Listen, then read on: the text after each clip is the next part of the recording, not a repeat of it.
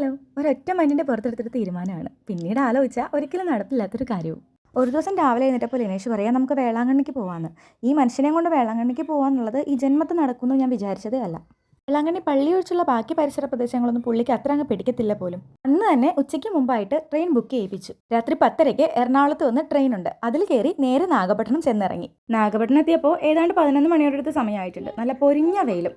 ലഗേജും തൂക്കിയെടുത്ത് ക്രിസ്ത്യാനോയും കൊണ്ട് ഈ വെയിലത്ത് നടക്കുക എന്നുള്ളത് ചില്ലറ ടാസ്കൊന്നും അല്ലായിരുന്നു. പിന്നെ ദൈവത്തിലേക്കുള്ള വഴി കല്ലും മുള്ളും നിറഞ്ഞതാണെന്നാണല്ലോ പറയുന്നത്. അതുകൊണ്ട് വെയിലൊക്കെ പുഷ്പം പോലെ ഞങ്ങൾ തരണം ചെയ്തു.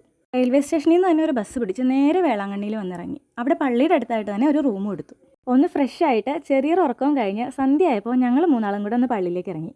നല്ലൊരു ഇളം തണുപ്പുള്ള കാലാവസ്ഥയായിരുന്നു. ഈ ഒരു സമയത്ത് ഈ പള്ളിയുടെ പരിസരത്തൂടെയൊക്കെ നടക്കുക എന്ന് പറയുന്നത് പ്രത്യേകതരൊരു ഫീലായിരുന്നു കേട്ടോ. ഞങ്ങൾ ഏകദേശം 6ഓളം പള്ളികളിൽ കയറിയിട്ടുണ്ടായിരുന്നു. ഇനി ഞങ്ങൾ കയറാത്ത ഏതെങ്കിലും ഒരു പള്ളി അവിടെ ഉണ്ടോ എന്ന് ഞങ്ങൾക്ക് അറിയില്ല.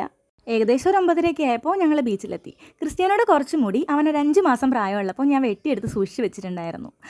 അന്ന് എനിക്ക് വേളാങ്കണ്ണിയിൽ വന്ന് മൊട്ടയടിക്കണമെന്ന് ആഗ്രഹം ഉണ്ടായിരുന്നു. പക്ഷേ സാങ്കേതിക കാരണങ്ങളാൽ അത് നടന്നില്ല. അതുകൊണ്ട് ഇപ്പോൾ ഇവിടെ വന്നപ്പോൾ ഞാനത് കടലിലൊഴുക്കി. കുറച്ച് നേരം കൂടെയൊക്കെ ബീച്ചിൽ കറങ്ങി നടന്നിട്ട് ഫുഡും കഴിച്ച് ഞങ്ങൾ നേരെ റൂമിലേക്ക് പോയി. ട്രെയിൻ യാത്രയുടെ ക്ഷീണം ഉണ്ടായിരുന്നതുകൊണ്ട് നന്നായൊന്ന് ഉറങ്ങണം.